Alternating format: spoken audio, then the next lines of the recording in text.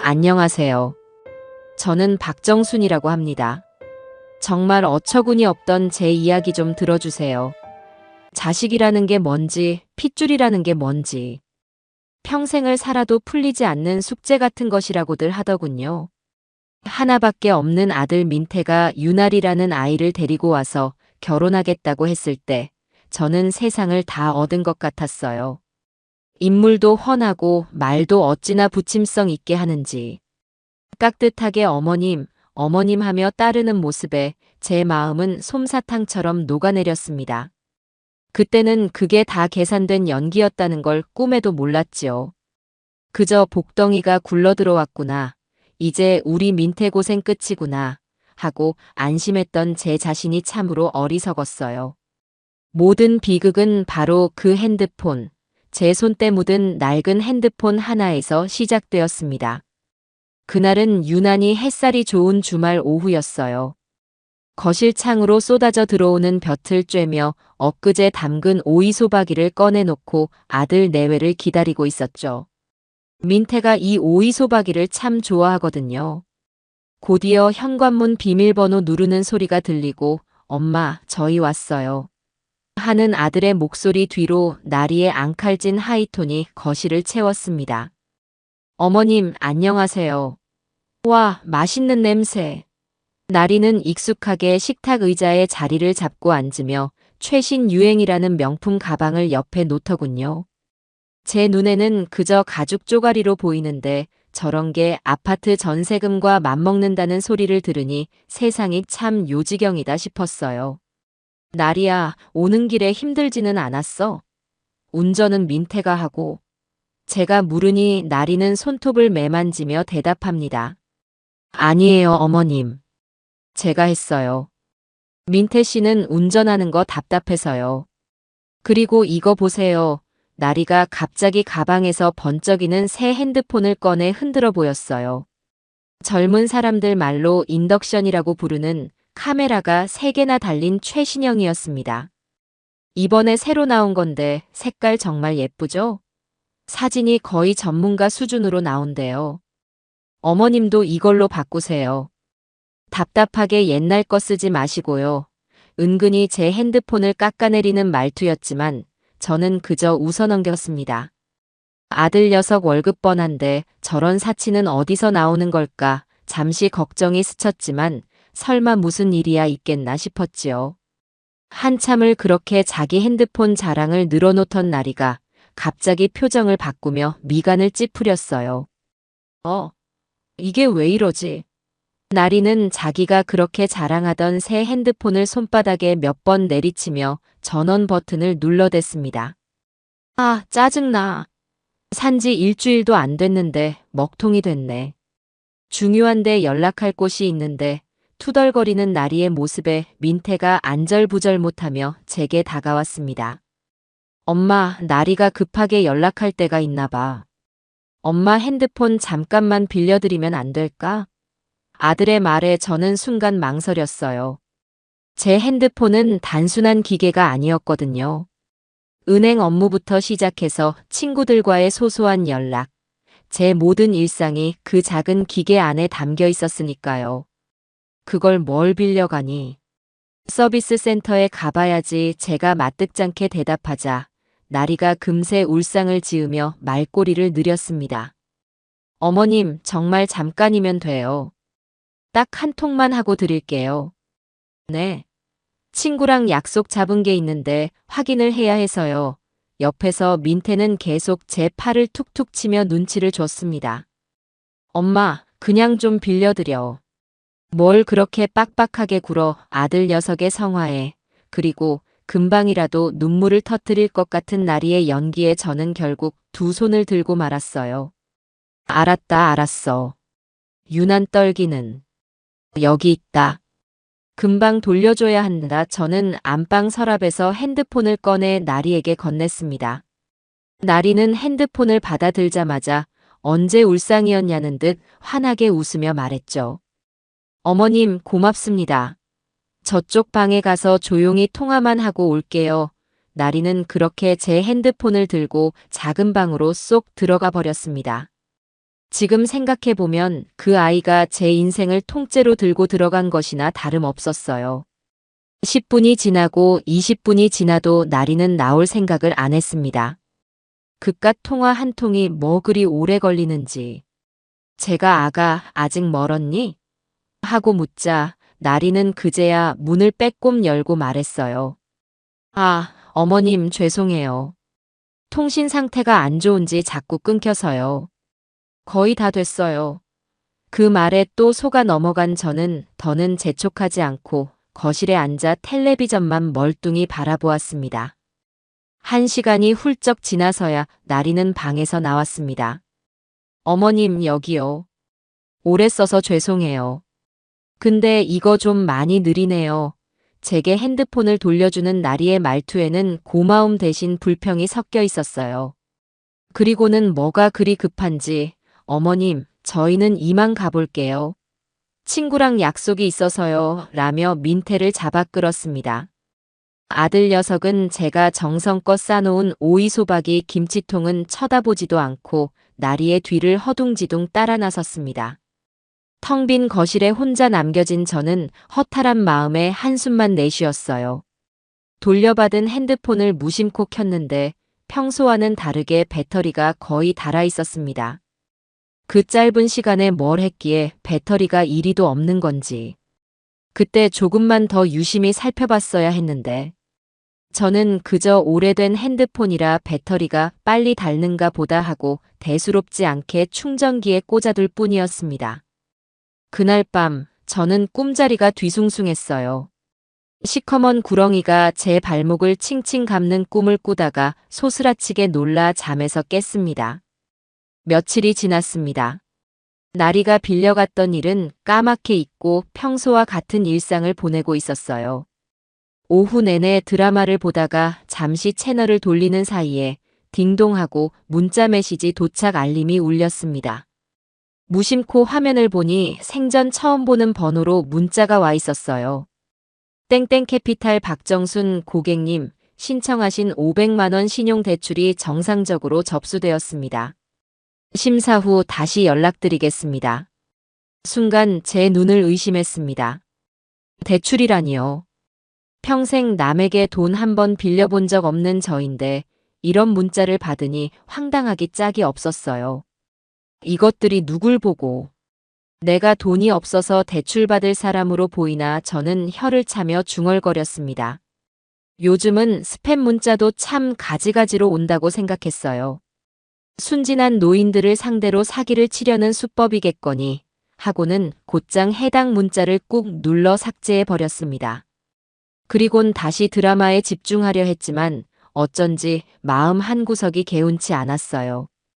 박정순 고객님하고 정확하게 찍힌 제 이름이 자꾸만 눈앞에 어른거렸습니다. 하지만 이내 고개를 저었어요. 설마 무슨 일이 있겠어. 내가 신청한 것도 아닌데. 그렇게 스스로를 안심시키며 불안한 마음을 억지로 털어냈습니다.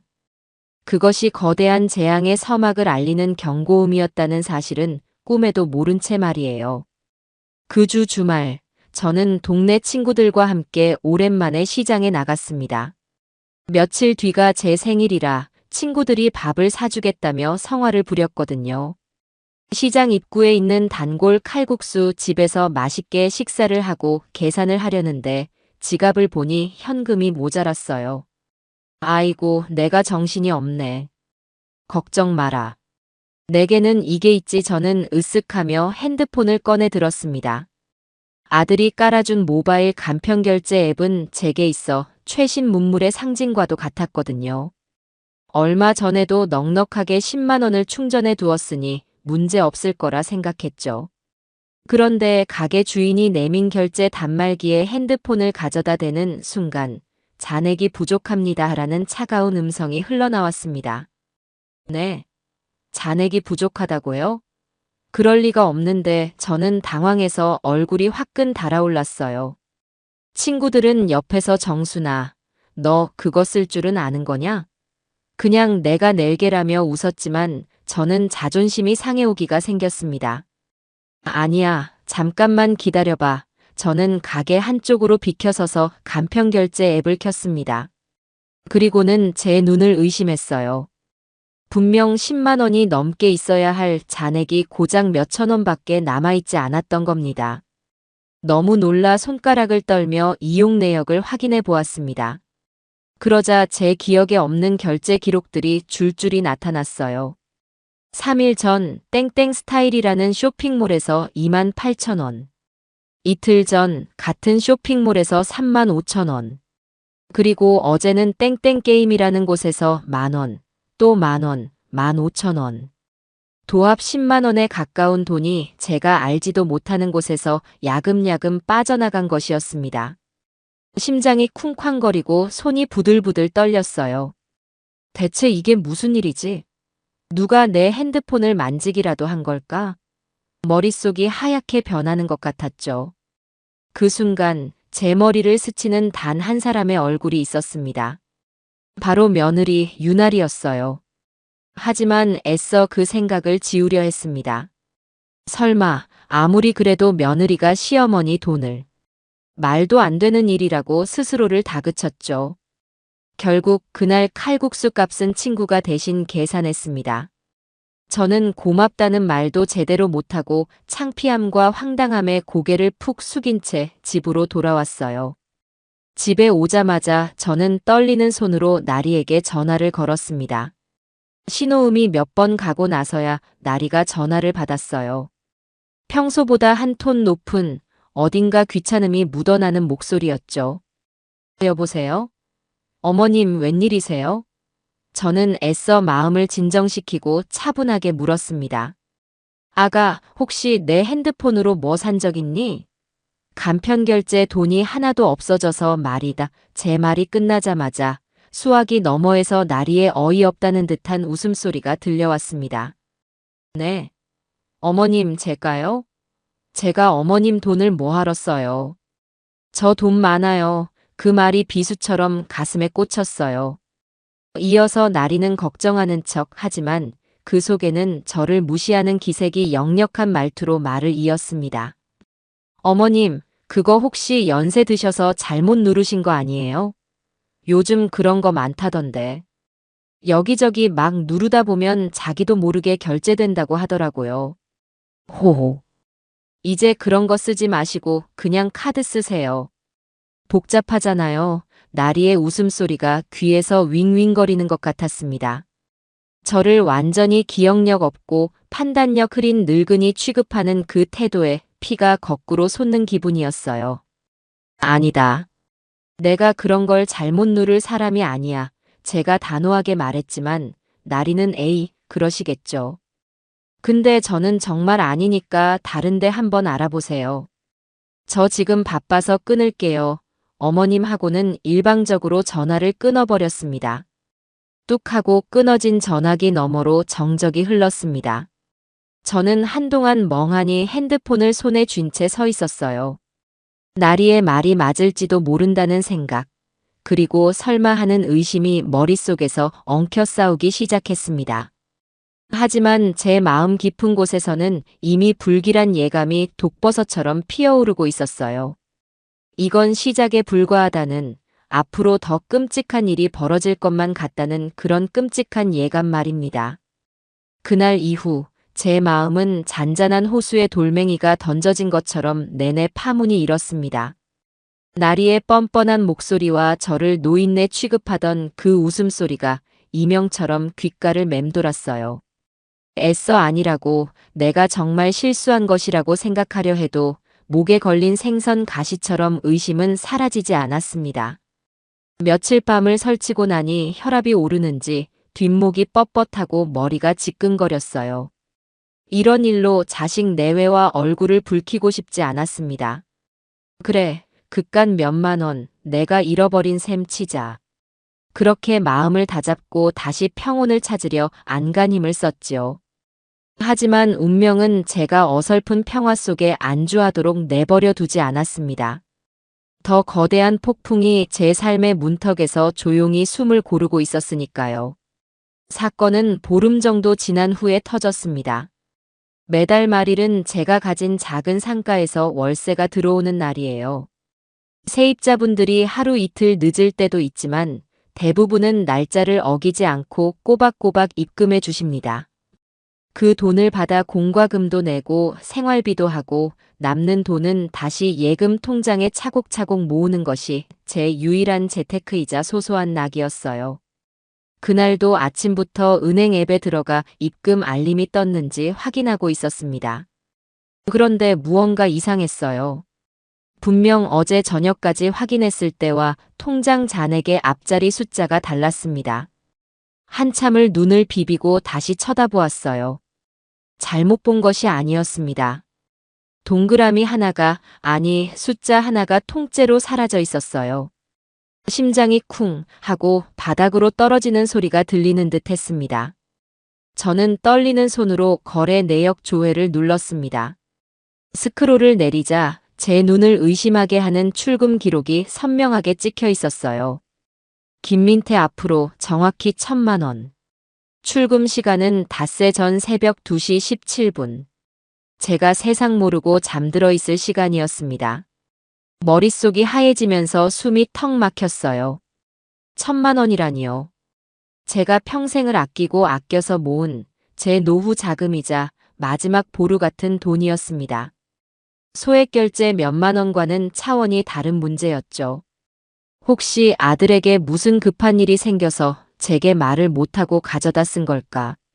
하지만 민태는 그럴 아이가 아니었습니다. 아무리 급해도 반드시 제게 먼저 상의했을 거예요. 게다가 이체 기록에 찍힌 이름은 분명 아들 이름인데 왜 저는 전혀 아는 바가 없을까요? 아니야, 이건 뭔가 잘못됐어. 은행 시스템에 오류가 생긴 걸 거야. 저는 그렇게 중얼거리며 겉옷을 꿰어 입었습니다. 손이 어찌나 떨리는지 단추를 채우는 것조차 힘들었어요. 버스를 타고 가는 내내 창밖 풍경은 눈에 들어오지 않았습니다. 오로지 제 머릿속에는 1,000만 원이라는 숫자와 김민태라는 이름 석 자만 맴돌았어요. 은행에 도착하자마자 번호표를 뽑고 초조하게 제 차례를 기다렸습니다. 제 앞에 앉은 젊은 여직원은 무슨 일이냐는 듯 무심한 표정으로 저를 쳐다보더군요. 저는 다짜고짜 통장과 신분증을 내밀며 거의 울부짖다시피 말했습니다. 내 통장에서 돈이 빠져나갔어요. 1,000만 원이나. 나는 그런 적이 없는데 확인 좀 해주세요. 제 다급한 목소리에 주변 사람들이 힐끔거렸지만 저는 그런 걸 신경 쓸 겨를이 없었습니다. 여직원은 잠시 제 통장과 컴퓨터 화면을 번갈아 보더니 이내 사무적인 말투로 대답했어요. 고객님, 확인해보니 닷새 전 새벽에 모바일 뱅킹을 통해 정상적으로 이체 처리된 내역이 맞습니다. 공인인증서 비밀번호와 보안카드 번호까지 정확하게 입력되었네요. 그 말에 저는 하늘이 무너지는 것 같았어요. 모바일 뱅킹이라니요? 나는 그 시간에 자고 있었어요. 그리고 공인인증서 비밀번호는 나밖에 모르는데. 제가 소리치자 직원은 조금 귀찮다는 듯이 대답했습니다. 혹시 비밀번호를 다른 사람에게 알려주신 적은 없으신가요? 가족이라든가 이체 받으신 분 성함이 김민태님으로 되어 있네요. 김민태. 그 이름이 다시 한번 제 가슴에 비수처럼 날아와 박혔습니다. 저는 더 이상 아무 말도 할 수 없었어요. 은행 직원의 말이 맞다면 범인은 제 핸드폰을 이용했고 제 공인인증서 비밀번호를 알고 있으며 제 보안카드를 가지고 있는 사람이었습니다. 그리고 그 돈은 제 아들의 계좌로 들어갔어요. 모든 정황이 단 한 사람을 가리키고 있었습니다. 며느리 유나리. 그 아이가 제 핸드폰을 빌려간 뒤로 모든 이상한 일들이 시작되었으니까요. 저는 망연자실한 채 은행을 나와 집으로 향했습니다. 발걸음이 천근만근 무거웠어요. 집으로 돌아오는 길에 저는 결심했습니다. 아들에게 먼저 물어봐야겠다고. 며느리를 의심하기 전에 제 아들의 입으로 직접 진실을 들어야겠다고 말입니다. 집에 도착하자마자 저는 민태에게 전화를 걸었습니다. 평소 같으면 금방 받았을 아들이었지만 그날은 한참 동안 신호만 가고 전화를 받지 않았어요. 속이 타들어가는 것 같았죠. 5번쯤 전화를 걸었을 때 마침내 엄마 왜 자꾸 전화해? 나 지금 일하는 중이야 하는 짜증 섞인 목소리가 들려왔습니다. 저는 떨리는 목소리를 애써 가다듬고 물었어요. 민태야, 너 혹시 엄마 통장에서 돈 가져다 쓴 적 있니? 순간 수화기 너머로 짧은 침묵이 흘렀습니다. 그리고 이어진 아들의 대답은 제 마지막 기대를 산산조각 냈어요. 돈? 무슨 돈? 엄마, 요즘 왜 그래? 자꾸 이상한 소리 할래? 이상한 소리가 아니야.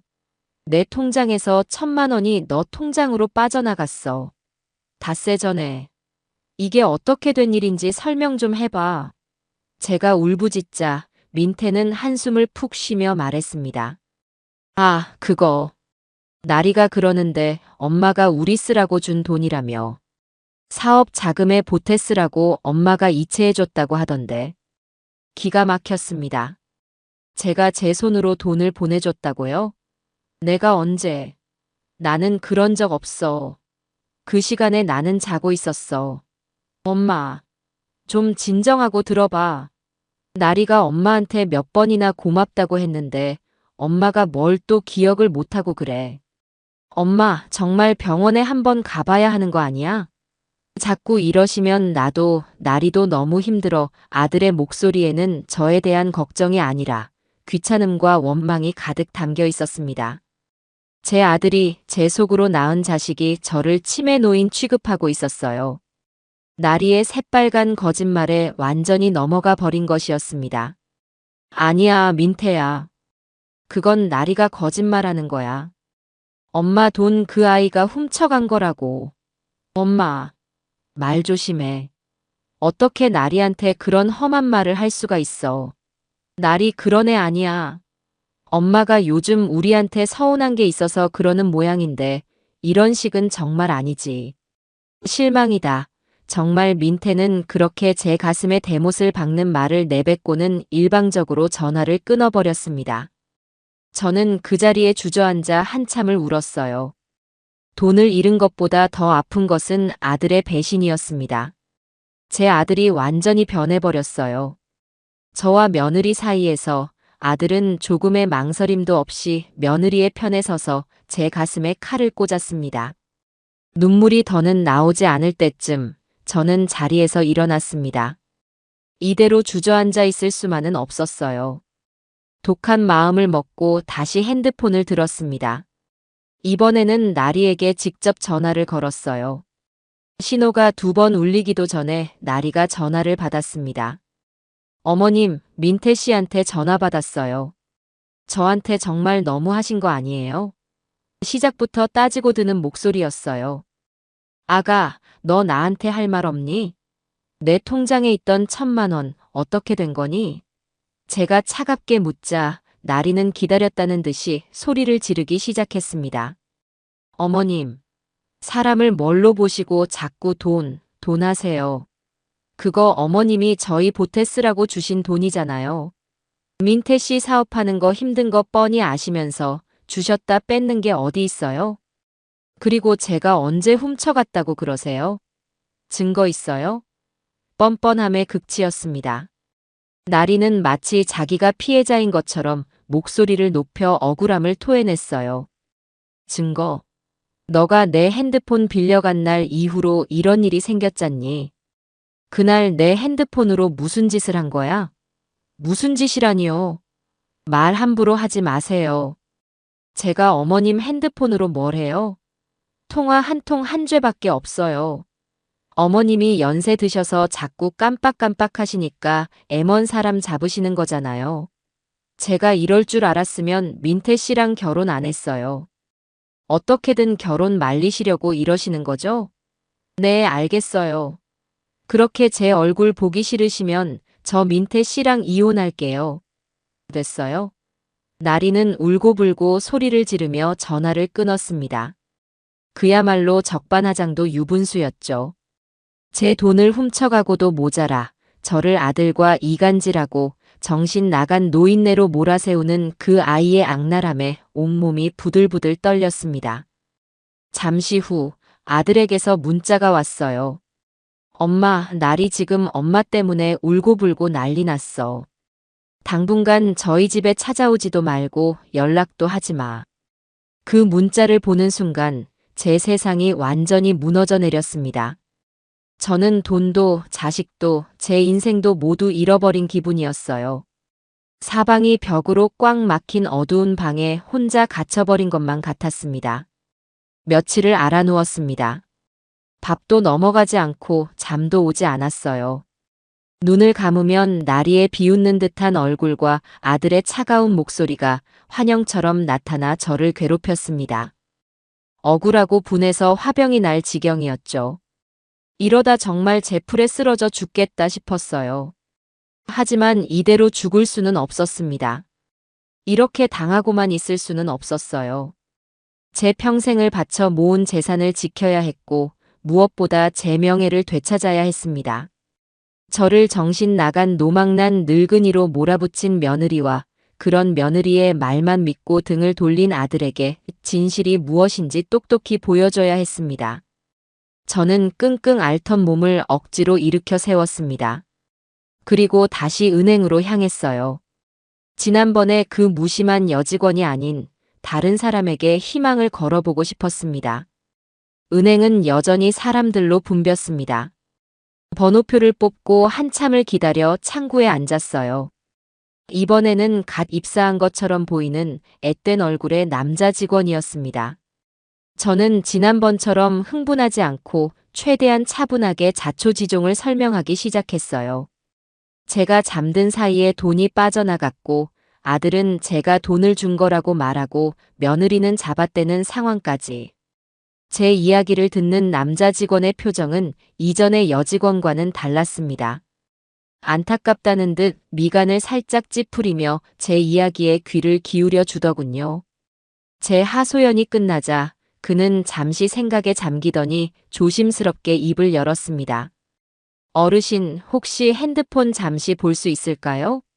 제가 한번 확인해 봐도 괜찮을까요? 저는 지푸라기라도 잡는 심정으로 그에게 핸드폰을 건넸습니다.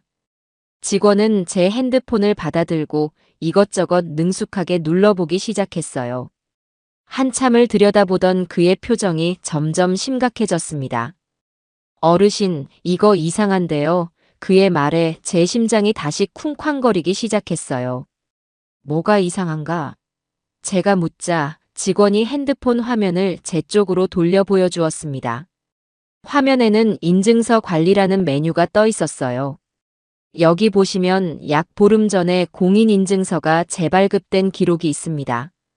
보통 본인이 아니면 재발급이 상당히 까다로운데 혹시 직접 하신 게 맞으신가요? 재발급?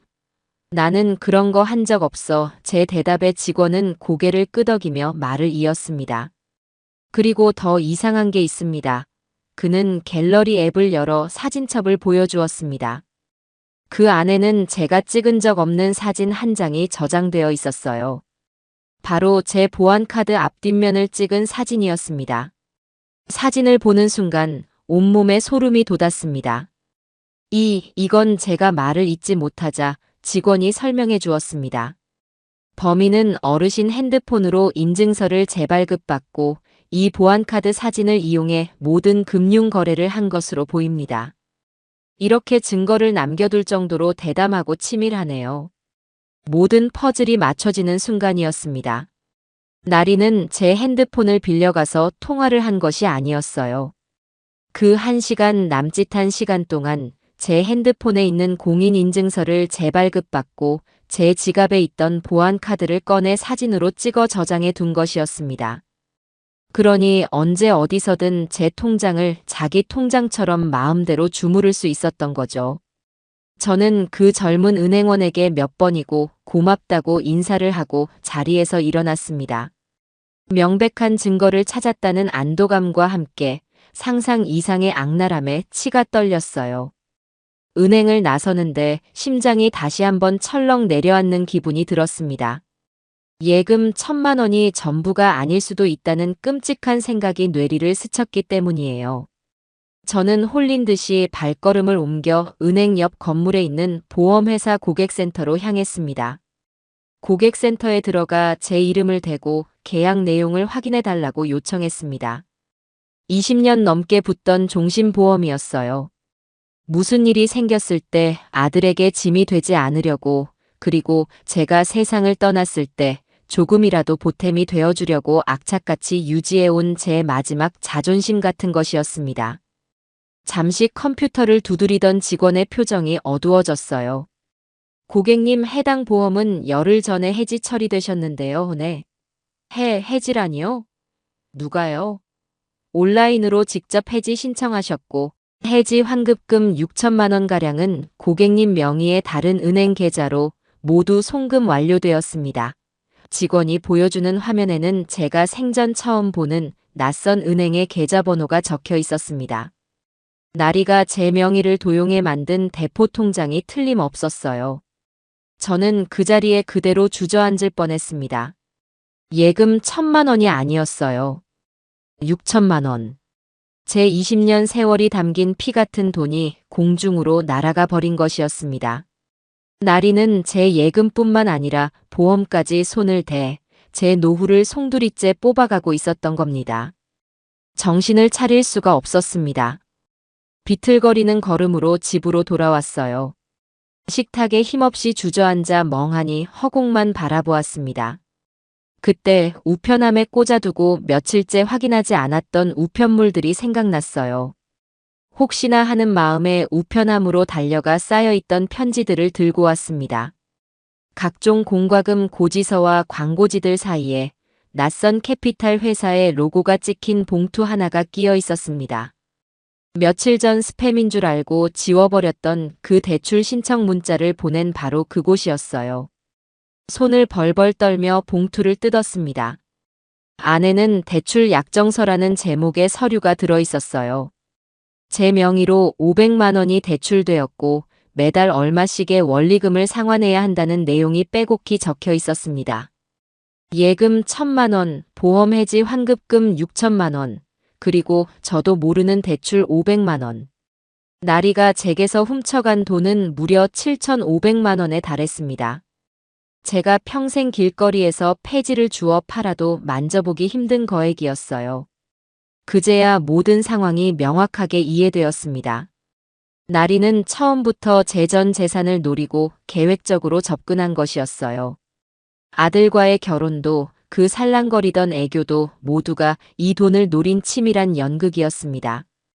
그리고 아들 민태는 그 연극의 가장 중요한 소품이자 방패막이 역할을 해준 셈이었죠.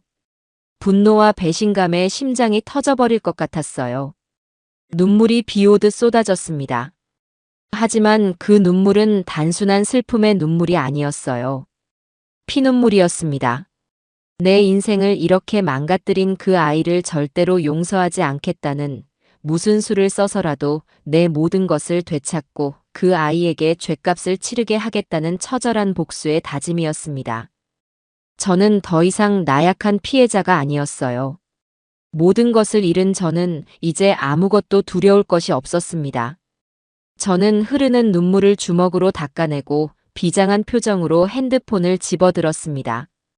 이제 반격을 시작할 시간이었습니다.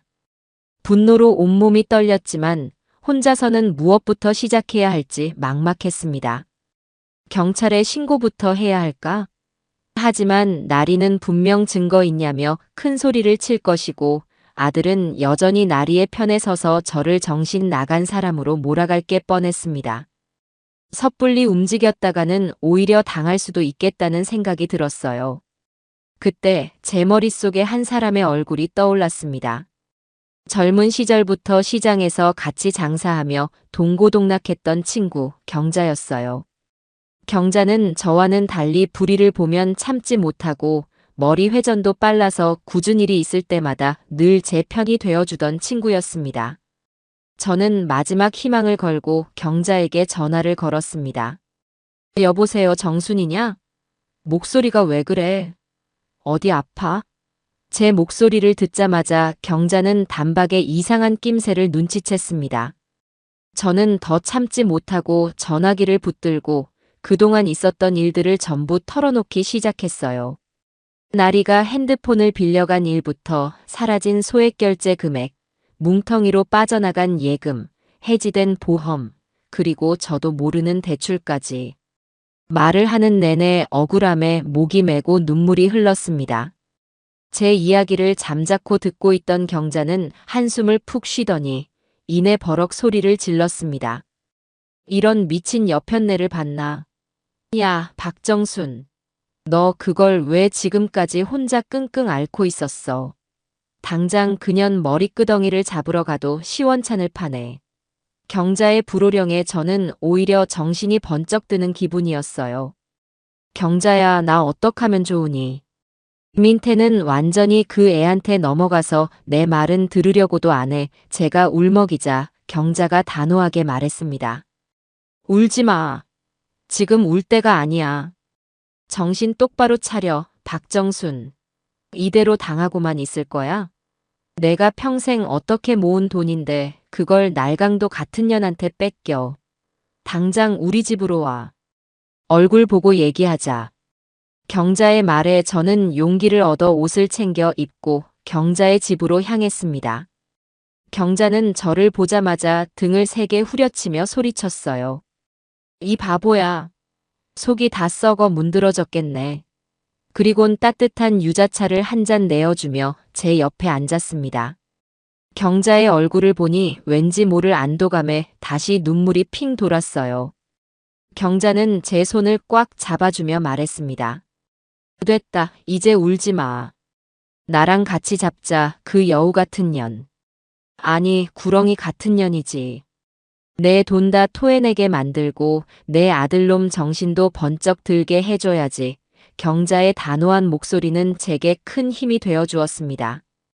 우리는 식탁에 마주 앉아 앞으로 어떻게 해야 할지 계획을 세우기 시작했어요.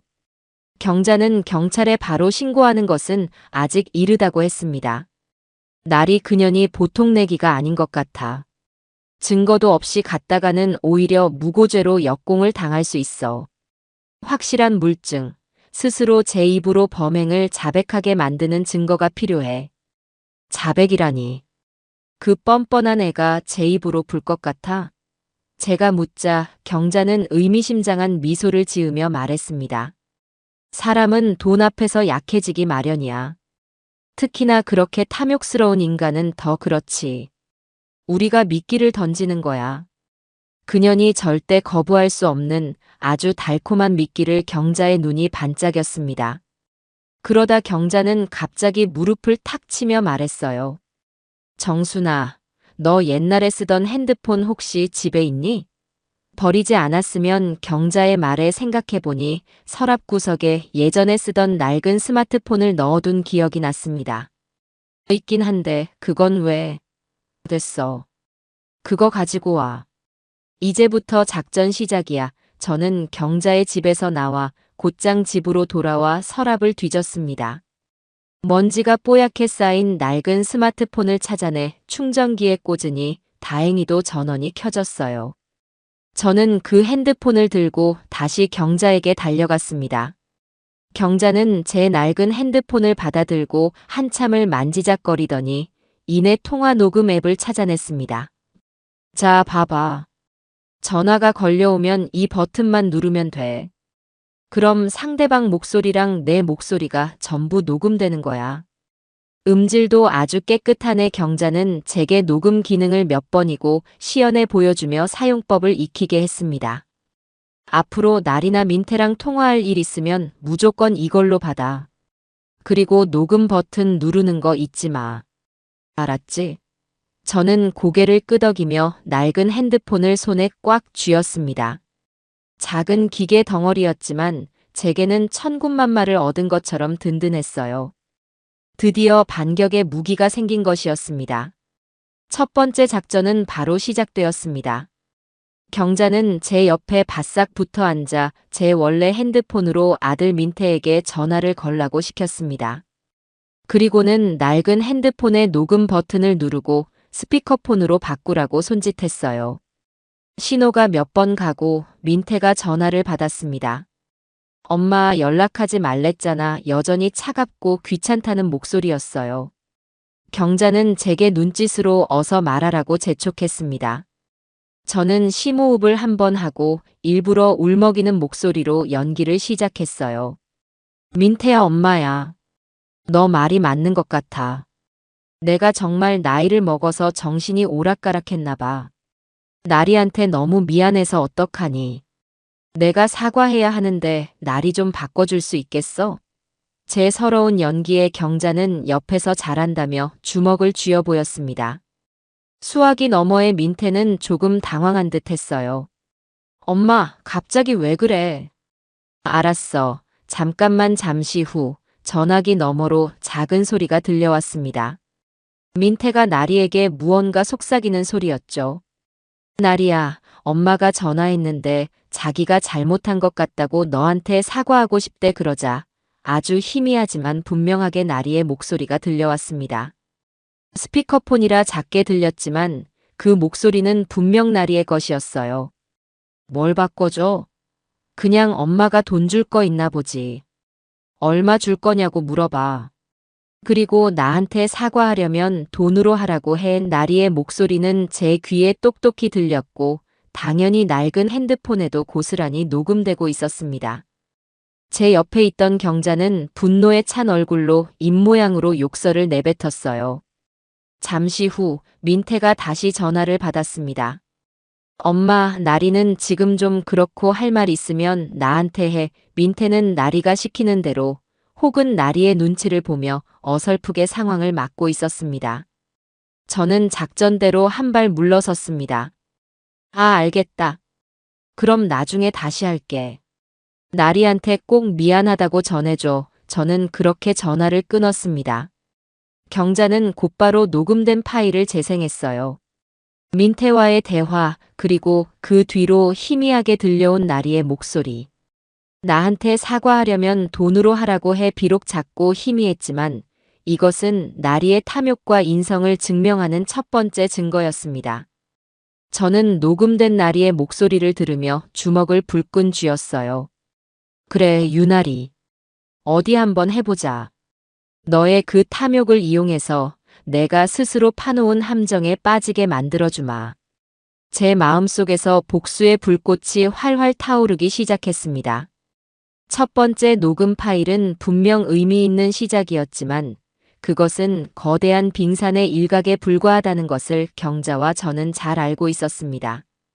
경자는 제 낡은 핸드폰에 녹음된 희미한 나리의 목소리를 몇 번이고 다시 듣더니 이내 고개를 저었어요. 정순아, 이걸로는 택도 없어. 저 독사 같은 년 법정에 가면 어머님이 하도 돈 하시길래 그냥 농담 한번 한 거예요. 하고 오리발 내밀 게 뻔해. 목소리가 희미해서 감정하면 제대로 나오지도 않을걸. 이건 그냥 우리끼리의 확신일 뿐 판사를 설득할 증거는 못 돼. 경자의 냉철한 분석은 제 들뜬 마음에 찬물을 끼얹는 것 같았지만 그게 현실이었습니다. 억울하게 당한 사람이 감정에만 호소하다가 되려 망신을 당하는 경우를 우리는 너무나 많이 봐왔으니까요. 더 확실하고 더 교묘하며 더 빼도 박도 못할 덫을 놓아야만 했습니다. 그럼 어떡하면 좋으니 경자야. 내 속은 까맣게 타들어가는데 제가 답답한 심정을 토로하자 경자는 제 손을 꽉 잡으며 비장한 표정을 지었습니다. 탐욕스러운 짐승을 잡는 가장 좋은 방법이 뭔지 알아? 더 크고 맛있는 먹이를 주는 거야. 제 허기를 못 이겨 이성을 잃고 달려들게 만드는 거지. 나리 그년이 탐내는 게 돈이라면 우리는 그 애가 평생 상상도 못 해봤을 만큼 거대한 돈을 미끼로 던지는 거야. 경자의 눈빛이 섬뜩할 정도로 반짝였습니다. 그 순간 우리 둘 사이에는 어떤 비장한 공감대가 형성되었죠. 우리는 더 이상 슬퍼하고 분노하는 피해자가 아니었어요. 치밀한 계획을 세워 사냥감을 옥죄어 들어가는 노련한 사냥꾼이 되어야만 했습니다. 작전은 며칠에 걸쳐 체계적으로 진행되었습니다. 우리의 첫 번째 목표는 동네에서 가장 유력한 스피커이자 나리와도 안면이 있는 반찬가게 주인이었어요. 그녀는 한 번 들은 이야기는 반드시 두세 배로 부풀려 온 동네에 퍼뜨리는 재주를 가지고 있었거든요. 저와 경자는 일부러 손님이 가장 붐비는 저녁 시간에 맞춰 그 반찬 가게를 찾았습니다. 경자는 마치 약속이라도 한 듯 가게에 들어서자마자 저를 보고 화들짝 놀라는 연기를 펼쳤어요. 어머나 세상에. 정순이 아니야? 너 얼굴이 왜 이렇게 폈어? 아주 기름이 좔좔 흐르네. 소문 들으니까 곧 강남에 빌딩 사신다면서요, 사모님. 경자의 과장된 외침에 반찬가게 주인을 포함한 모든 사람의 시선이 제게로 쏠렸습니다. 저는 당황한 척 손사래를 치며 경자를 툭 쳤어요. 얘는 못 말려 정말. 누가 들으면 어쩌려고 그래. 아직 아무것도 결정 안 됐는데 저의 이 부정은 사실상 긍정의 의미를 담고 있었죠. 반찬가게 주인이 옳다구나 싶어 제게 다가와 팔을 붙들었습니다. 아니 형님, 진짜예요? 외갓집 땅이 대박 났다는 게 사실이었어? 아이고, 사람은 정말 오래 살고 볼 일이라니까. 얼마나 받으시는데요? 저는 일부러 목소리를 낮추고 주위를 두리번거리며 말했습니다. 쉿, 조용히 좀 해. 아직 자식들한테도 제대로 얘기 안 했어. 괜히 김칫국부터 마실까봐. 뭐 나라에서 하는 거라 얼마를 줄지는 모르겠는데 세금 떼고 뭐 떼고 해도 아파트 몇 채 값은 된다는 것 같더라고. 제 말에 가게 아는 감탄과 부러움의 탄성으로 가득 찼습니다. 경자는 거기서 멈추지 않고 마치 저를 위하는 척 걱정스러운 표정으로 말을 보탰습니다. 정순아, 근데 너 그런 큰돈 만져본 적 없잖아. 요즘 세상이 얼마나 험한데. 사기꾼들이 그런 소문 들으면 파리떼처럼 꼬일 거라고. 특히 자식들한테 잘해야 해. 돈 보고 달려드는 며느리들도 많다더라. 경자는 이 말을 하며 의미심장하게 저를 쳐다봤습니다. 이 모든 대화는 나리의 귀에 들어갈 것을 계산한 완벽하게 짜인 각본이었습니다. 소문은 KTX보다 빠르게 퍼져나갔습니다. 바로 다음 날, 저는 이 소문이 나리에게 정확히 배달되었다는 것을 확인할 수 있었어요. 아침부터 기척도 없던 며느리에게서 전화가 온 겁니다.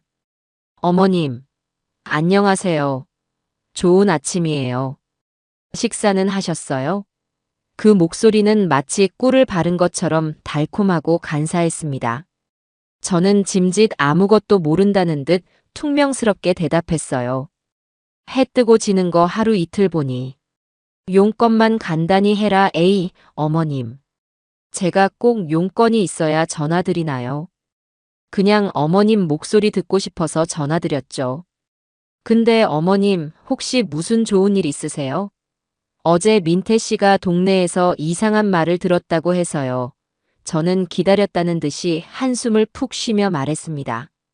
소문 한번 빠르구나. 아직 아무것도 확실하지 않으니 너희는 신경 꺼라. 저의 애매한 태도는 나리의 탐욕에 불을 지피는 기름과도 같았을 겁니다. 그날 이후 나리의 태도는 눈에 띄게 달라졌습니다. 거의 매일같이 저희 집을 찾아왔는데 올 때마다 양손에는 값비싼 한우 세트나 제가 이름도 모르는 수입 영양제가 들려 있었어요. 제 돈으로 산 것이 분명한 그 선물들을 받아들 때마다 속에서는 천불이 났지만 저는 온화한 시어머니의 가면을 쓰고 그 애의 재롱을 받아주었습니다. 어머님, 제가 어깨 주물러 드릴게요. 그동안 고생 많으셨죠? 이제 제가 매일 이렇게 마사지해 드릴게요. 호호나리는 제 뒤에 서서 어깨를 주무르며 끊임없이 땅 이야기를 꺼냈습니다. 그래서 보상금은 언제쯤 나온대요? 현금으로 받으시는 거예요?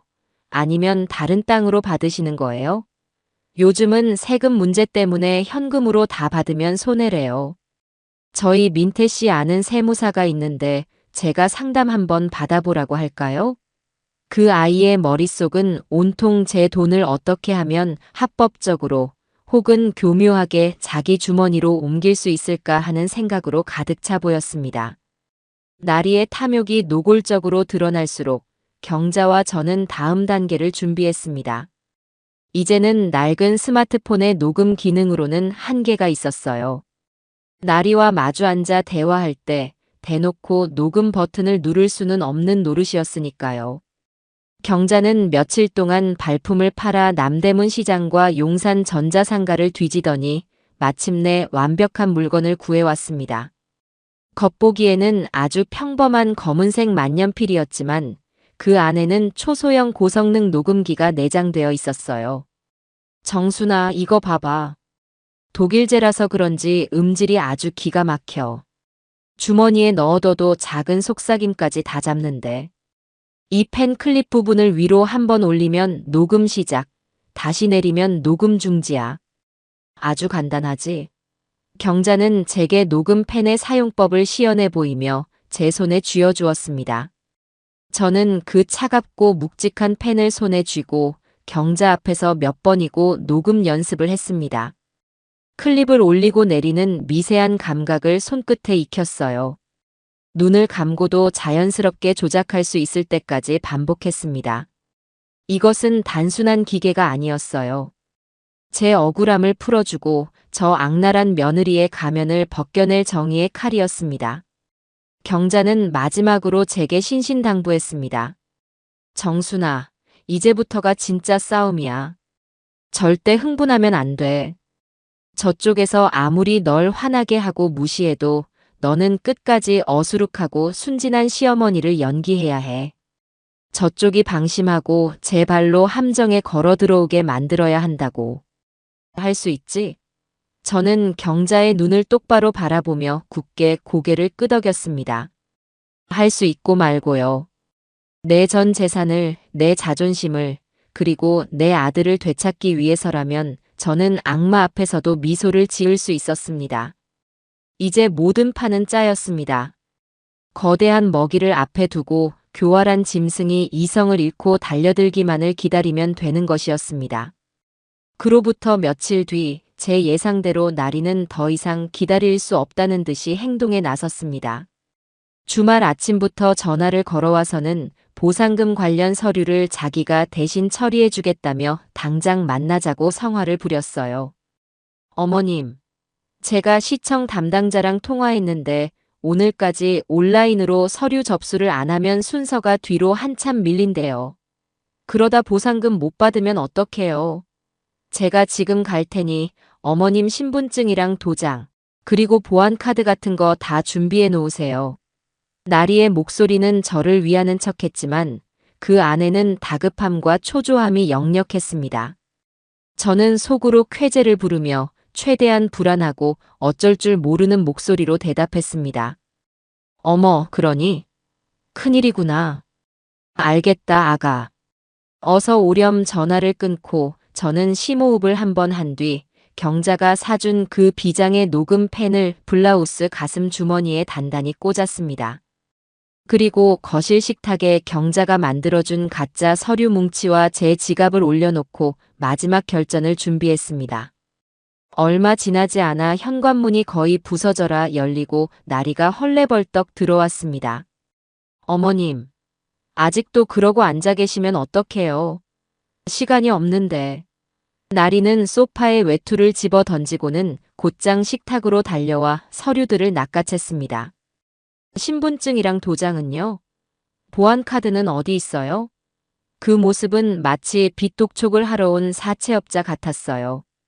저는 일부러 더 허둥지둥하며 안방으로 들어가 지갑과 도장을 가져다 주었습니다. 나리는 제 지갑을 받아들자마자 망설임 없이 열어젖혀 보안카드를 꺼내 들었습니다.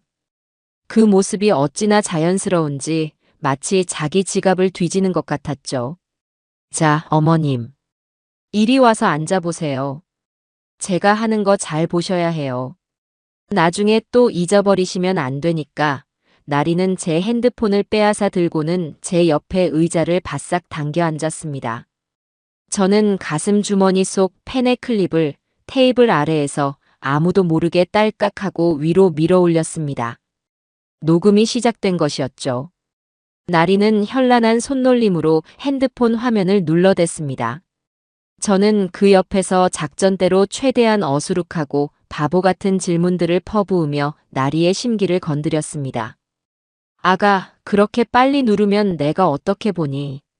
조금만 천천히 해주렴. 어머, 거기 영어는 뭐라고 쓰여 있는 거니? 나는 까막눈이라 모르겠네. 비밀번호는 내 생일로 하면 안 되는 거니? 그게 외우기 쉬운데. 저의 거듭되는 질문에 나리의 표정이 점점 굳어지기 시작했습니다. 처음에는 애써 미소를 지으며 대답해주던 나리는 이내 인내심의 한계를 드러냈어요. 아, 어머님. 좀 가만히 계셔보세요. 계속 말 거시면 제가 집중을 못하잖아요. 이건 어머님 생일 같은 걸로 하면 안 돼요. 보안에 취약해서요. 짜증이 가득 묻어나는 말투였습니다. 저는 여기서 멈추지 않고 결정타를 날렸습니다. 그런데 아가, 이거 정말 안전한 거 맞니? 뉴스 보니까 요즘 핸드폰으로 사기치는 사람들이 그렇게 많다던데. 나쁜 사람들이 내 돈 다 빼가면 어떡하니? 바로 그 말이 나리의 마지막 이성의 끈을 끊어버리고 말았습니다. 나리는 갑자기 벌떡 일어나더니 자기가 더 답답하다는 듯이 가슴을 쿵쿵 치며 제게 소리를 빽 질렀습니다. 아, 진짜. 어머님 사람 속 터지게 하시네. 뭘 자꾸 빼가요? 안전하다니까요. 어머님은 이것도 하나 제대로 못하세요?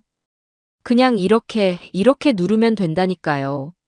나리는 거의 울기 직전의 표정으로 제 핸드폰 화면을 손가락으로 거칠게 찔러댔습니다. 그리고는 자기가 무슨 말을 하는지도 모르는 상태로 그동안 마음속에 담아두었던 말을 폭포수처럼 쏟아냈습니다. 저번에 제가 어머님 통장에서 5천만 원 빼낼 때랑 똑같다고요.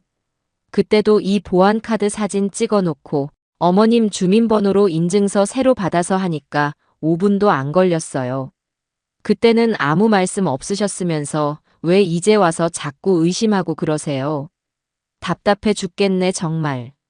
순간 세상의 모든 소음이 사라지고 오직 나리의 그 악에 바친 목소리만이 제 귓속을 쩌렁쩌렁 울렸습니다. 잡았다. 드디어 이 악마가 제 입으로 모든 것을 자백했다. 저는 얼음처럼 차가운 분노와 뜨거운 희열을 동시에 느끼며 자리에서 일어났습니다. 그리고 하얗게 질린 채 저를 올려다보는 나리를 싸늘하게 내려다보았어요. 제 눈빛이 평소와 다르다는 것을 느꼈는지 나리는 그제야 자기가 무슨 말을 내뱉었는지 깨달은 듯 했습니다. 어머님 저기 방금 제가 한 말은 그게 아니라 예를 들자면 그렇다는 뜻이었어요. 네. 제가 했다는 게 아니라 나리의 목소리는 염소처럼 떨리고 있었고 그 커다랗던 눈에는 공포가 가득했습니다. 저는 아무 말 없이 가슴 주머니에서 녹음펜을 꺼내 들었습니다. 그리고 나리가 보는 앞에서 녹음 중지를 알리는 딸깍 소리가 나도록 클립을 아래로 내렸습니다. 그래, 나리야. 예를 들어서 그랬구나. 아주 좋은 예시였다. 덕분에 모든 게 분명해졌어. 제 차가운 목소리에 나리는 소파에 주저앉아 버렸고 그 가증스럽던 얼굴은 사색이 되어 더 이상 아무 말도 뱉어내지 못했습니다. 그날 밤 저는 나리에게 몸이 안 좋다는 핑계를 대고 집에 오지 말라고 전한 뒤 민태만 혼자 집으로 불렀습니다. 아들은 아무것도 모른 채 엄마, 나리가 엄마 걱정 많이 하던데. 괜찮은 거야? 라며 제 안색을 살폈습니다. 그 모습이 너무나 한심하고 가여워 저는 차마 아들의 얼굴을 볼 수가 없었어요. 저는 말없이 낮에 녹음된 파일이 담긴 녹음펜을 식탁 위에 올려놓고 재생 버튼을 눌렀습니다. 펜에 내장된 작은 스피커를 통해 조금 전 나리와 나누었던 대화가 생생하게 흘러나왔습니다. 나리의 짜증 섞인 목소리, 그리고 이내 터져나온 폭탄 같은 자백. 저번에 제가 어머님 통장에서 5천만 원 빼낼 때랑 똑같다고요.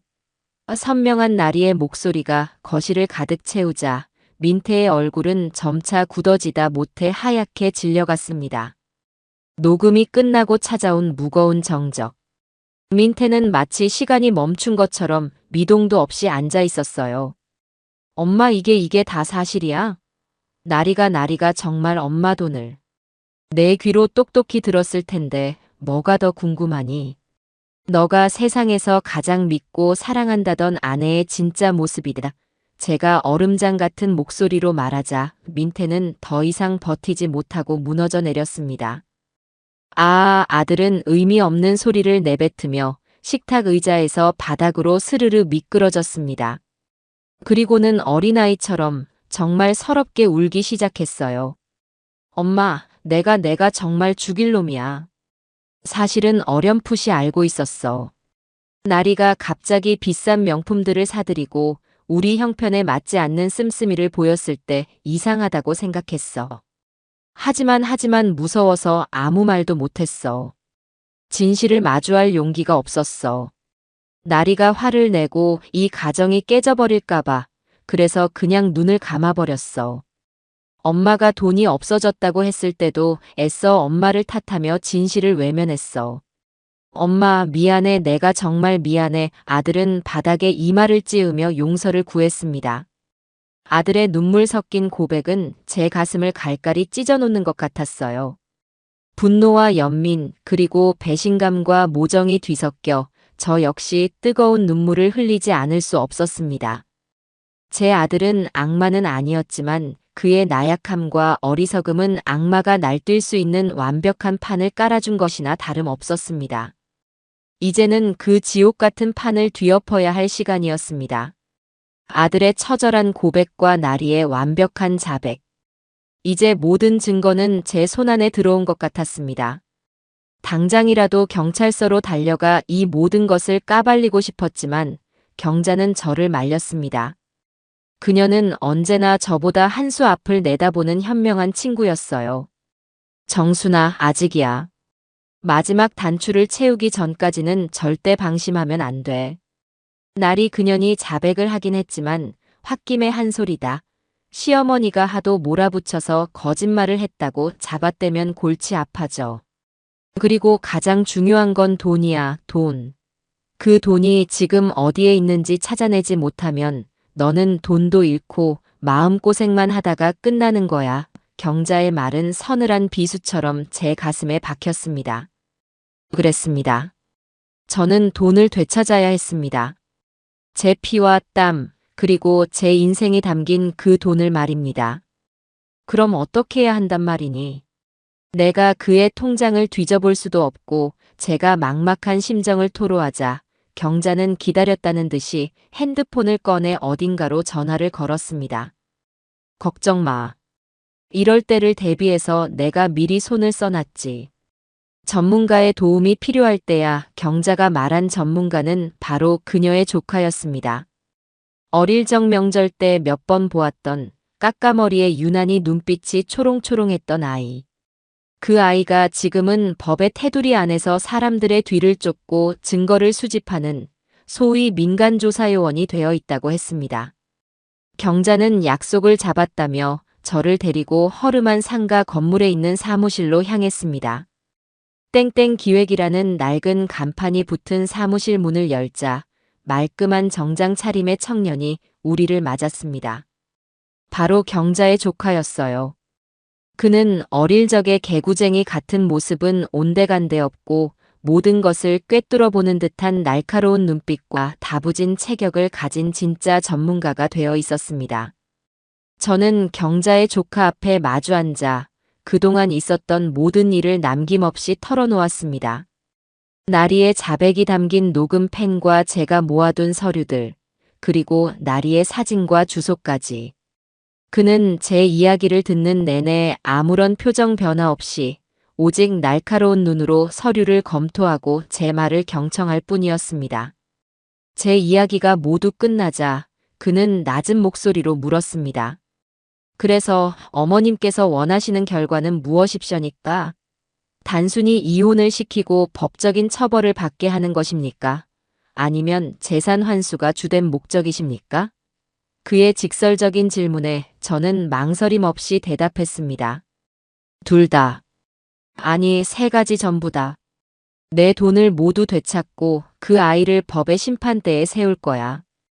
그리고 내 아들놈도 이 지옥에서 빠져나오게 해야지. 제 단호한 대답에 그는 비로소 옅은 미소를 지으며 고개를 끄덕였습니다. 알겠습니다. 목표가 명확하시군요. 계약하시죠. 착수금은 성공 보수에서 제하겠습니다. 일주일, 길어도 열흘 안에 원하시는 모든 증거를 가져다 드리겠습니다. 그의 자신감 넘치는 태도에 저는 마지막 희망을 걸어보기로 했습니다. 그리고 그의 약속은 허언이 아니었습니다.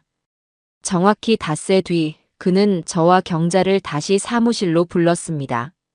그의 책상 위에는 두툼한 서류 봉투가 놓여 있었어요. 그가 내민 보고서와 사진들은 가히 충격적이었습니다.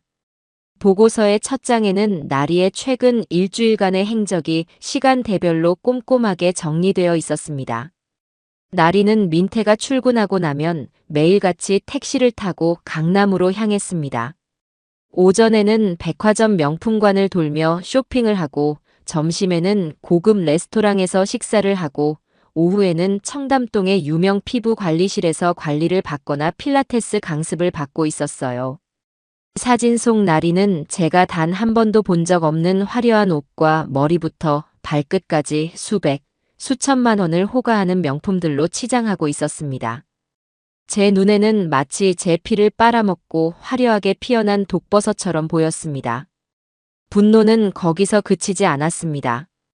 다음 장에는 나리가 사용하고 있는 모든 차명 계좌의 리스트와 거래 내역이 빼곡히 정리되어 있었습니다. 나리는 이미 오래전에 연락이 끊긴 고등학교 동창이나 시골의 먼 친척들 명의까지 도용해 대포 통장을 10여 개나 만들어 운용하고 있었어요. 그리고 제 통장에서 빼돌린 돈을 수백만 원에서 1,000만 원 단위로 잘게 쪼개어 그 계좌들로 송금하며 자금 세탁을 하고 있었습니다. 경찰의 추적을 피하려는 그 치밀하고 악랄한 수법에 혀를 내두를 지경이었습니다. 심지어 그중 한 계좌에서는 캐나다 이민 전문 변호사에게 거액의 수임료를 지불한 내역까지 발견되었습니다. 저를 완전히 빈털터리로 만들고 모든 돈을 챙겨 해외로 도주할 계획까지 착착 진행하고 있었던 겁니다. 제가 충격으로 말을 잇지 못하고 있자 경자의 조카는 보고서의 마지막 장을 제 앞에 내밀었습니다. 어머님, 마음 단단히 먹고 보셔야 할 겁니다. 그의 말에 침을 꿀꺽 삼키고 마지막 장을 들여다본 순간 저는 눈앞이 캄캄해지는 것을 느꼈습니다. 거기에는 나리가 몰래 사용하던 대포폰의 통화 및 메시지 내역이 복원된 자료가 있었습니다. 그리고 그 상대는 제가 전혀 알지 못하는 한 남자였습니다. 자기야, 오늘 할망구한테서 마지막으로 크게 한 못 챙겼어. 이제 진짜 거의 다 끝났어. 조금만 더 참아. 우리 나리, 너무 고생 많다. 그 돈 오면 우리 캐나다 가서 제일 먼저 뭐 할까? 나는 자기 닮은 예쁜 딸 낳고 행복하게 살고 싶어. 응, 자기야. 근데 그 바보 같은 남편 놈이 요즘 좀 귀찮게 구네. 자꾸 눈치 보는 것 같아서 불안해. 빨리 정리하고 떠야겠어. 걱정 마. 그 바보는 자기 마누라가 세상 최고인 줄 아는 놈이잖아. 자기 말 한마디면 지 엄마도 팔아먹을 놈인데 뭘 걱정해. 나리에게는 숨겨둔 애인이 있었고 그 둘은 처음부터 제 재산을 노리고 완벽한 사기극을 공모했던 겁니다. 그들은 제 아들을 바보 같은 남편놈이라 부르며 조롱하고 있었고 저를 할망구라고 칭하며 제 돈을 빼돌릴 계획을 세우고 있었습니다. 모든 것을 알게 된 순간 슬픔이나 분노 같은 감정은 사라지고 오직 얼음처럼 차가운 사리만이 남았습니다.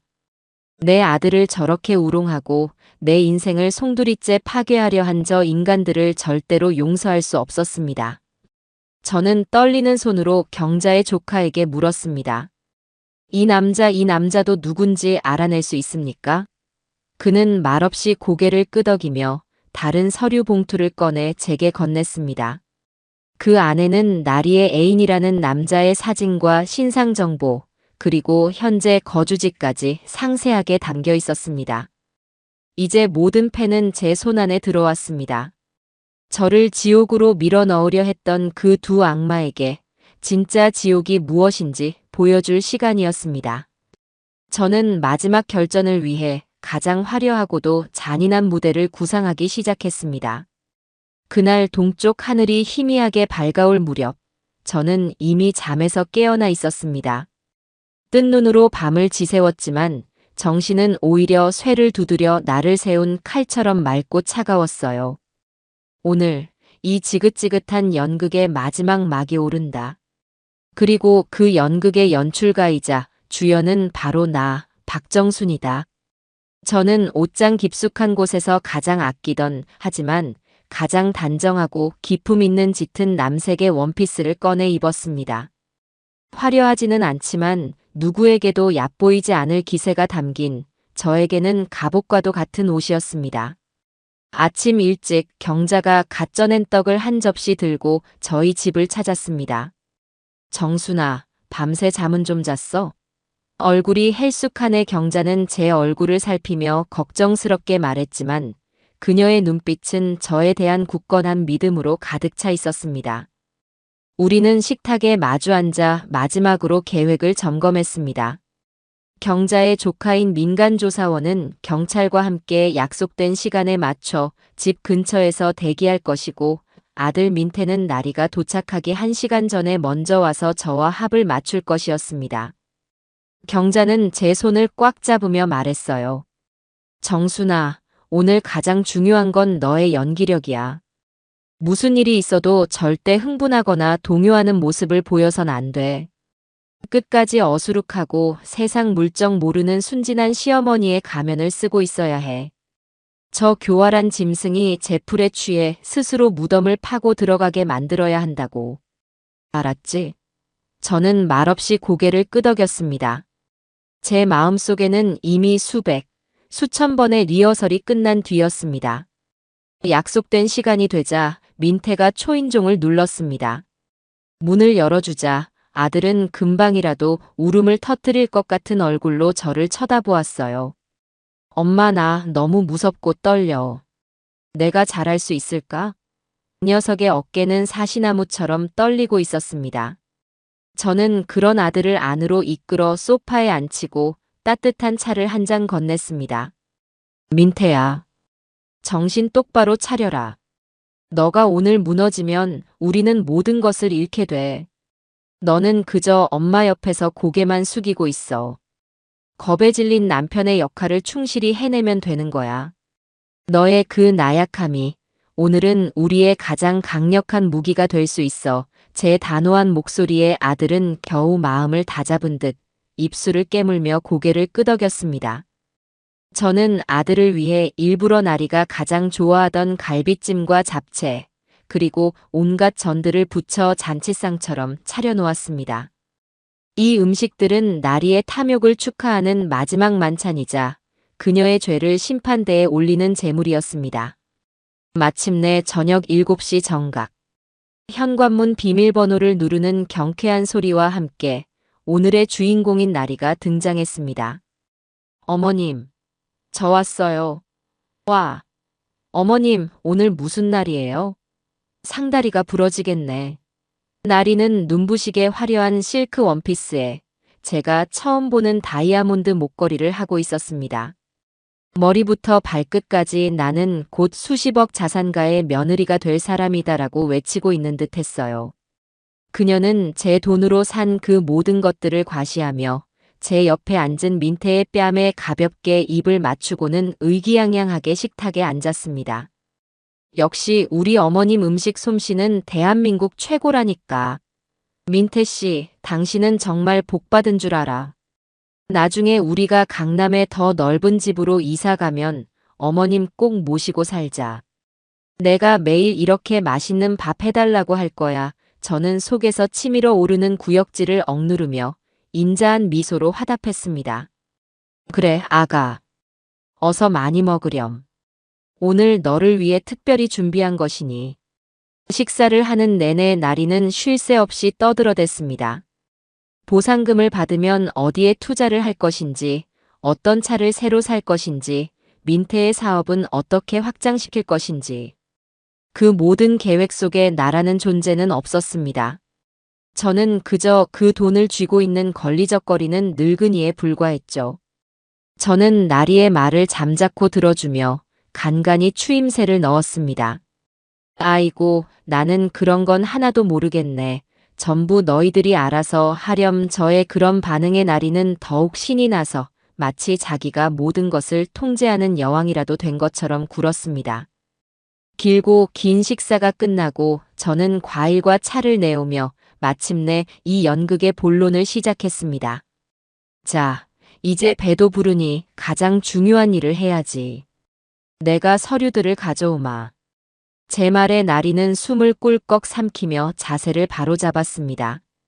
저는 안방으로 들어가 경자의 조카가 준비해준 두툼한 서류 봉투 2개를 들고 나왔습니다.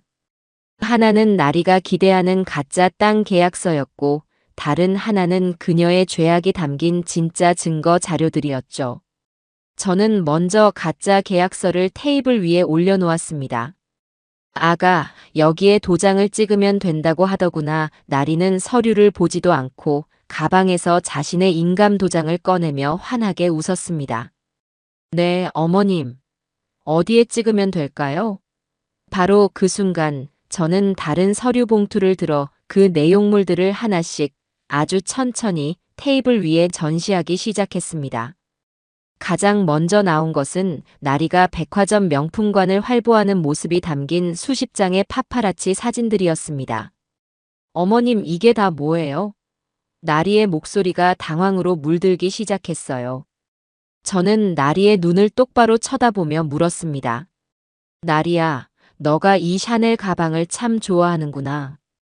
아주 잘 어울린다. 그런데 이건 내가 사준 기억이 없는데 어디서 났을까? 저는 대답을 기다리지 않고 2번째 증거를 꺼내 놓았습니다. 바로 수십 개에 달하는 대포 통장들의 거래 내역서였습니다. 아가, 세상에는 참 머리 좋은 사람들이 많더구나. 이렇게 돈을 잘게 쪼개서 여러 사람 이름으로 돌려놓으면 아무도 찾지 못할 거라고 생각했나 봐. 그렇지? 제 말에 나리의 얼굴에서 핏기가 사라지기 시작했습니다. 3번째 증거는 캐나다 이민 변호사에게 보낸 수임료 영수증이었습니다. 한국이 그렇게 싫었니? 우리 민태랑 나를 버리고 이 추운 나라로 그렇게 떠나고 싶었어. 나리는 이제 아무 말도 하지 못하고 파르르 떨리는 입술만 깨물고 있었어요.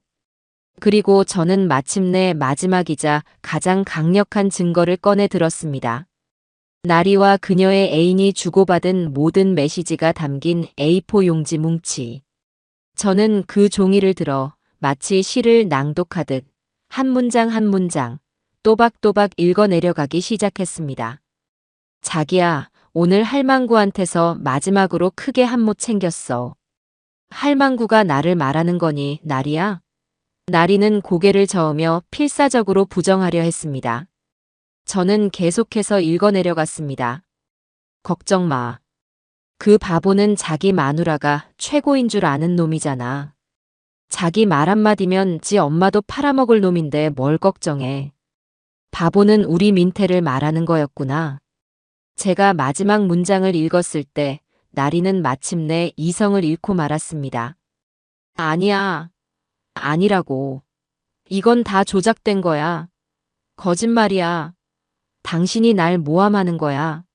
나리는 비명을 지르며 테이블 위의 증거들을 향해 손을 뻗었습니다. 모든 것을 찢어 없애버리려는 필사적인 몸부림이었죠. 바로 그 순간 모든 것은 계획대로 움직였습니다. 옆에서 잿빛 얼굴로 모든 것을 지켜보던 민태가 떨리는 손으로 핸드폰을 들어 단축번호 1번을 길게 눌렀습니다.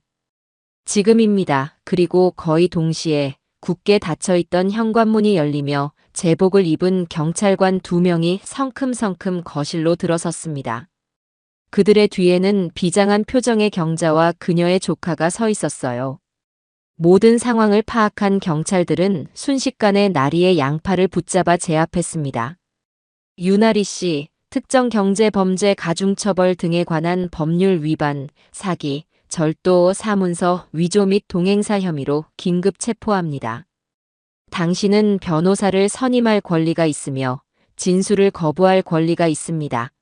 차갑고 서늘한 금속성의 철컥 소리와 함께 나리의 화려한 손목 위로 은색 수갑이 채워졌습니다. 이거 내가 뭘 잘못했는데. 여보, 민태 씨, 제발 나 좀 살려줘. 내가 다 잘못했어. 저 노인네가, 저 악마 같은 노인네가 나를 함정에 빠뜨린 거야. 여보, 나리는 마지막까지 민태를 향해 애원하고 저를 향해 악담을 퍼부었지만 그 모든 것은 차가운 아파트 복도의 공허한 메아리가 될 뿐이었습니다. 그렇게 길고 길었던 제 인생 최악의 연극은 가장 완벽하고도 통쾌한 방식으로 막을 내렸습니다. 나리가 괴성을 지르며 끌려나간 뒤 집 안에는 폭풍이 핥히고 간 듯한 무거운 정적만이 감돌았습니다. 식탁 위에는 값비싼 음식들이 채 식지도 않은 채 널브러져 있었고 바닥에는 나리가 마지막 발악을 하며 흩뿌린 증거 서류들이 어지럽게 흩어져 있었어요. 조금 전까지 벌어졌던 그 모든 일들이 마치 현실이 아닌 끔찍한 악몽의 한 장면처럼 느껴졌습니다. 경자는 제 옆으로 다가와 제 떨리는 어깨를 감싸 안아주었고 민태는 거실 구석에 어린아이처럼 웅크리고 앉아 소리 없이 눈물만 뚝뚝 흘리고 있었습니다. 경자의 조카는 흩어진 서류들을 조용히 다시 봉투에 담아 경찰에게 증거물로 제출했고 저는 경찰서에 가서 정식으로 피해자 진술을 해야 한다는 통보를 받았습니다. 그날 밤 저는 도저히 그 집에 머무를 수 없어 경자의 집으로 향했습니다. 경자가 내어준 따뜻한 잠자리에 누워서도 저는 밤새 수갑이 채워지던 그 철컥 소리와 나리의 비명을 환청처럼 들으며 뒤척여야 했습니다. 다음 날 오전 저는 경자와 변호사를 대동하고 경찰서로 향했습니다. 제가 들어선 조사실은 드라마에서 보던 것보다 훨씬 더 차갑고 비인간적인 공간이었습니다. 담당 형사는 제 앞에 커피를 한 잔 놓아주며 최대한 편안한 마음으로 있었던 모든 일을 시간 순서대로 진술해달라고 했습니다. 저는 나리가 처음 핸드폰을 빌려갔던 그 수상했던 순간부터 소액결제 사기, 1,000만 원 예금 인출, 보험 해지, 벌법 대출, 그리고 가짜 상속 재산으로 그녀를 꿰어내 자백을 받아내기까지의 모든 과정을 숨김없이 털어놓았습니다. 제 진술을 컴퓨터로 받아 적던 젊은 여경은 때로는 안타까운 표정으로, 때로는 분노에 찬 표정으로 저를 바라보았습니다. 경자의 조카가 완벽하게 정리해준 증거 자료들 덕분에 제 진술은 단 한치의 막힘도 없이 일사천리로 진행되었어요. 몇 시간에 걸친 조사가 끝나고 제가 지장을 찍고 나올 때 담당 형사는 제 손을 잡으며 말했습니다. 어머님, 정말 고생 많으셨습니다. 이렇게까지 철저하게 증거를 모아오신 분은 저도 처음 봅니다. 걱정 마십시오. 저런 악질적인 범죄자는 반드시 법의 심판을 받게 될 겁니다. 형사의 따뜻한 말 한마디에 그동안 억눌려왔던 서름이 북받쳐 저도 모르게 눈물이 핑 돌았습니다. 조사를 마치고 경찰서 로비를 나서는데 입구에서 고성이 오가는 소리가 들렸습니다. 나리의 부모, 즉 제 사돈 내외가 딸의 면회를 막는 경찰들과 실랑이를 벌이고 있는 것이었어요. 그들은 저를 발견하자마자 타겟을 바꾸어 제게로 달려들었습니다. 나리의 어머니는 땅바닥에 주저앉아 제 다리를 붙들고 통곡하기 시작했습니다. 사부인, 아이고 사부인, 제발 우리 나리 한 번만 살려주십시오. 걔가 원래 그런 애가 아닌데 나쁜 친구를 만나서 잠시 막아 씬 겁니다. 저희가 사부인 재산 피해보신 거 이자까지 쳐서 다 갚겠습니다. 제발 고소만은 취하해 주세요. 그 모습은 실로 애처로웠지만 제 마음은 더 이상 움직이지 않았습니다. 오히려 그 옆에 서서 저를 삿대질하던 나리 아버지의 모습에 남은 정마저 떨어져 나갔습니다. 이보시오 사돈. 애초에 사돈께서 며느리 앞에서 돈 자랑이나 하고 다니니까 애가 눈이 뒤집힌 거 아니오. 그리고 아무리 그래도 그렇지 어떻게 사람을 이렇게 함정을 파서 잡아넣을 수가 있단 말이오. 자식 키우는 입장에서 너무 잔인한 거 아니냐고. 그들의 파렴치한 이중성에 저는 실소를 금할 수 없었습니다. 저는 제 다리를 붙들고 있는 사돈의 손을 냉정하게 뿌리치며 얼음장처럼 차가운 목소리로 말했습니다. 이제 와서 용서를 구하지도 저를 탓하지도 마십시오. 당신들 따님이 막아신 게 아니라 원래 그런 사람이었던 겁니다. 그리고 그 나쁜 친구라는 작자도 당신들 따님과 함께 유치장에 들어가 있습니다. 함정을 판 것이 아니라 저는 제 것을 되찾기 위해 싸운 것뿐입니다. 당신들께서 지금 해야 할 일은 저에게 용서를 비는 것이 아니라 당신들의 딸을 어떻게 저렇게 괴물로 키웠는지 반성하는 것입니다. 제 단호한 일갈에 두 사람은 아무 말도 하지 못하고 그 자리에 멈춰 섰습니다. 저는 더 이상 그들의 얼굴을 마주하고 싶지 않아 경자와 함께 그곳을 빠져나왔습니다. 그날 이후 아들 민태의 속죄는 본격적으로 시작되었습니다. 그 녀석은 이혼 서류를 접수하고 자신이 가진 모든 것을 처분하여 현금 뭉치를 들고 제 앞에 나타났습니다. 저는 그 돈을 받지 않고 대신 녀석에게 혹독한 과제를 내주었습니다. 내가 진심으로 죗값을 치르고 싶다면 매주 주말마다 우리 집에 와서 화장실 청소를 해라. 변기 구석구석 내 어미에 썩어 문드러졌던 속을 닦아내듯 그렇게 정성으로 닦아라. 그리고 한 달에 한 번씩은 내가 직접 번 돈으로 장을 봐와서 내게 밥을 차려 올려라. 내가 이 과제를 단 한 번이라도 거른다면 나는 너를 아들로 생각하지 않을 것이다. 민태는 아무 말 없이 눈물만 뚝뚝 흘리며 고개를 끄덕였습니다. 그리고 그날 이후 민태는 정말로 매주 주말마다 저희 집에 와서 무릎을 꿇고 화장실 청소를 했습니다. 처음에는 서툴기 짝이 없던 녀석의 솜씨는 시간이 지날수록 점차 늘어갔습니다. 저는 녀석이 차려준 짜고 싱거운 밥을 말없이 먹어주었습니다. 우리의 대화는 거의 없었지만 그 침묵 속에서 우리는 아주 조금씩 서로의 상처를 보듬고 있었습니다. 변호사를 통한 법적 절차와 재산 환수 과정은 경자의 조카가 깔아놓은 완벽한 증거들 덕분에 순풍에 돛단 듯 진행되었습니다. 나리와 그 애인 명의의 모든 재산과 차명 계좌는 신속하게 동결되었고 제게서 빠져나갔던 돈들이 다시 제자리로 돌아오기 시작했습니다. 은행 앱을 열어 매일같이 불어나는 통장 잔고를 확인하는 것은 제게 새로운 소일거리가 되었습니다. 그것은 단순한 숫자가 아니었어요. 제게서 억지로 뜯겨나갔던 저의 지난 세월이자 자존심이었고 앞으로 살아갈 날들에 대한 희망이었습니다. 나리가 탕진해버린 일부 금액은 끝내 돌려받지 못했지만 피해 금액의 대부분을 회수하는 데 성공했습니다. 잃어버린 양을 되찾기 위해 우리에 들어갔다가 오히려 우리 안에 갇혀버린 늑대처럼 나리는 제 모든 것을 토해내고 나서야 철창 신세가 된 것이었습니다. 이제 이 길고 긴 싸움의 마지막 페이지, 법의 이름으로 정의의 심판이 내려지는 순간만이 남아 있었습니다. 시간은 공평하게 흘러 나리와 그 공범에 대한 최종 선고 공판이 열리는 날이 왔습니다. 그날 아침의 공기는 유난히 차고 맑았습니다. 저는 지난번보다 훨씬 더 평온한 마음으로 법원으로 향했습니다. 제 옆에는 언제나처럼 경자가 있었고 제 뒤에는 이전보다 한결 헬쑥해졌지만 눈빛만은 단단해진 아들 민태가 서 있었습니다. 법정 방청석에 앉아 피고인석을 바라보았습니다. 잠시 후 교도관에게 이끌려 죄수복 차림의 나리와 그 애인이 법정으로 들어섰습니다. 몇 달 사이에 나리는 완전히 다른 사람이 되어 있었습니다. 한때는 생기와 탐욕으로 반짝이던 그 눈은 초점을 잃고 퀭했으며 제 돈으로 관리받던 윤기 흐르던 피부는 푸석푸석하게 말라 있었어요. 그들은 방청석에 앉은 저를 발견하고는 죄인처럼 고개를 푹 숙였습니다.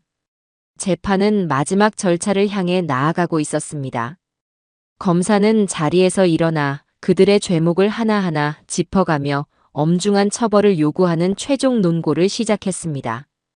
존경하는 재판장님, 피고인들은 가족이라는 신성한 이름을 방패 삼아 연로한 피해자를 기망하고 그 평생의 재산을 갈취하려 했습니다. 이는 단순한 재산 범죄를 넘어 인간의 최소한의 도리와 신의를 저버린 반인륜적 범죄입니다. 피고인들은 자신들의 탐욕을 채우기 위해 피해자의 삶을 송두리째 파괴하려 했으며 범행이 발각된 이후에도 일말의 반성 없이 서로에게 책임을 떠넘기는 등 죄질이 극히 불량합니다.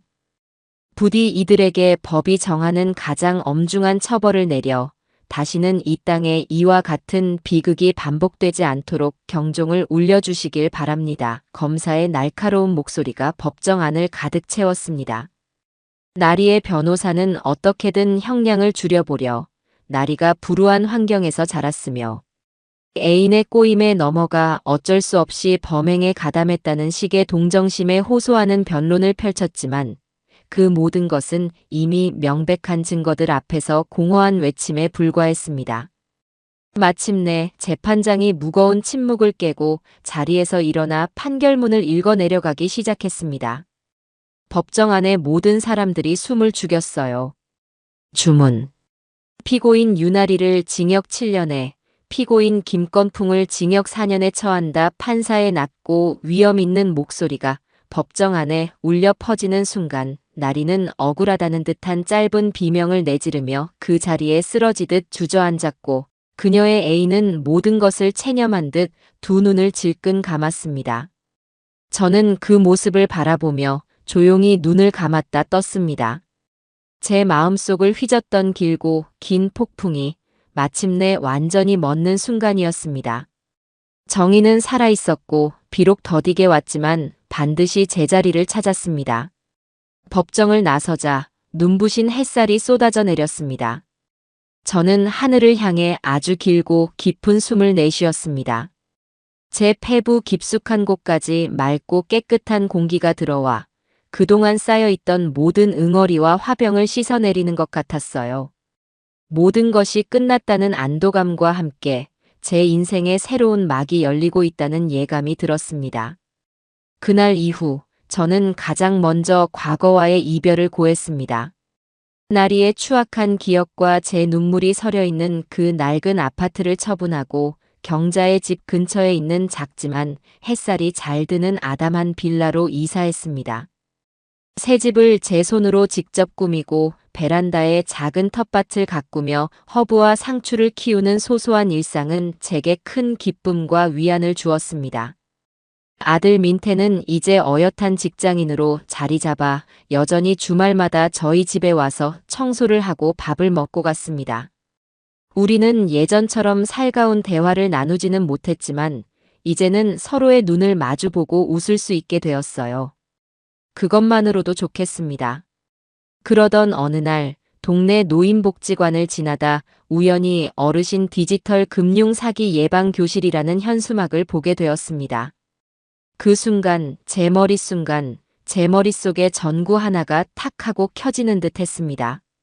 나처럼 또 다른 피해자가 생기지 않도록 내가 겪은 이 끔찍한 경험을 다른 사람들을 위해 쓸 수 있지 않을까. 저는 그 길로 복지관을 찾아가 관장님을 뵙고 제 이야기를 바탕으로 어르신들에게 금융사기 예방법에 대한 강의를 하고 싶다고 자원했습니다. 처음에는 제 아픈 과거를 다시 끄집어내는 것이 망설여졌지만 용기를 내어 강단에 섰습니다. 제 솔직하고 처절했던 경험담에 강의실을 가득 메운 어르신들은 때로는 함께 분노하고 때로는 함께 눈물을 흘리며 깊이 공감해 주셨습니다. 저는 그분들에게 단순히 비밀번호를 잘 관리하고 의심스러운 문자를 누르지 말라는 기술적인 지식만을 전달하지 않았습니다. 그보다 더 중요한 것은 자식에게조차 모든 것을 터놓지 못하고 혼자 끙끙 앓는 외로움에서 벗어나 당당하게 주변의 도움을 청하고 스스로를 지킬 용기를 가져야 한다는 것이라고 힘주어 말했습니다. 제 강의는 입소문을 타고 저는 어느새 복지관에서 가장 인기 있는 스타 강사가 되어 있었습니다. 누군가에게 제 경험이 위로가 되고 제 지식이 실질적인 도움이 된다는 사실은 제게 돈으로는 살 수 없는 큰 보람과 삶의 의미를 안겨주었습니다. 저는 더 이상 사기 사건의 비극적이고 나약한 피해자가 아니었습니다. 제 인생의 가장 큰 위기를 제 삶의 가장 빛나는 지혜로 꽃 피워낸 그 누구보다 강하고 현명한 사람이 되어 있었습니다. 베란다 텃밭의 작은 새싹들이 따스한 햇살을 향해 힘차게 뻗어나가듯 저의 남은 인생도 그렇게 단단하고 희망차게 뻗어나갈 것이라고 저는 굳게 믿고 있습니다.